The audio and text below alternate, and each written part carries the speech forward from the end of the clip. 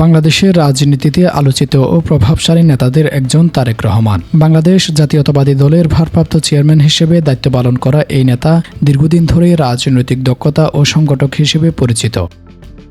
তবে তার শিক্ষাগত যোগ্যতা নিয়ে জনমনে আগ্রহ ও আলোচনা বরাবরই বিদ্যমান। তারেক রহমানের শিক্ষা জীবনের সূচনা হয় ঢাকার BF শাহীন কলেজ থেকে। সেখান থেকেই তিনি মাধ্যমিক ও উচ্চ মাধ্যমিক শিক্ষা সম্পন্ন করেন। শিক্ষা জীবনের শুরুতে তিনি একজন নিয়মিত শিক্ষার্থী ছিলেন এবং সেই সময়ে শিক্ষার্থীদের কাছে পরিচিত ছিলেন শান্ত ও সংযম স্বভাবের একজন তরুণ হিসেবে। উচ্চ মাধ্যমিক শেষ হওয়ার পর 1984 সালে তিনি ঢাকা বিশ্ববিদ্যালয়ের আন্তর্জাতিক সম্পর্ক বিভাগে ভর্তি হন। বিশ্ববিদ্যালয় জীবনে তিনি পড়াশোনার পাশাপাশি সামাজিক ও পারিবারিক পরিবেশের কারণে ধীরে ধীরে রাজনীতির প্রতি আগ্রহী হয়ে ওঠেন। তবে স্নাতক দ্বিতীয় বর্ষে অধ্যয়নরত অবস্থায় তিনি আনুষ্ঠানিক বিশ্ববিদ্যালয় শিক্ষা অসম্পূর্ণ রেখে ভিন্ন পথে এগিয়ে যান।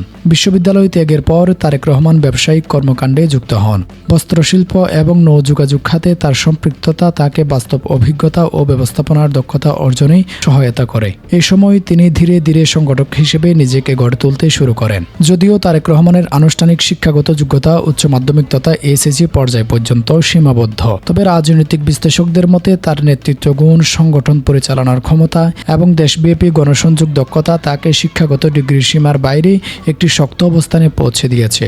দলের তৃণমূল থেকে কেন্দ্র পর্যন্ত নেতাকর্মীদের সঙ্গে সরাসরি যোগাযোগ, কর্মসূচি পরিকল্পনা এবং রাজনৈতিক কৌশল নির্ধারণে তার ভূমিকা তাকে বিএনপির একজন প্রধান নীতি নির্ধারকে পরিণত করেছে। অনেকের মতে তার রাজনৈতিক শিক্ষা এসেছে মাঠ পর্যায়ের অভিজ্ঞতা, আন্দোলন ও বাস্তব জীবনের নানা চ্যালেঞ্জ থেকে। সার্বিকভাবে বলা যায় তারেক রহমানের শিক্ষাগত জীবন হয়তো প্রথাগত একাডেমিক সাফল্যে পরিপূর্ণ নয়, তবে তার রাজনৈতিক জীবন প্রমাণ করে বাংলাদেশের রাজনীতিতে প্রভাব বিস্তারের জন্য শুধু সনদ নয়, সংগঠন দক্ষতা, কৌশলগত চিন্তা ও জনগণের সঙ্গে সংযোগই সবচেয়ে বড় শক্তি।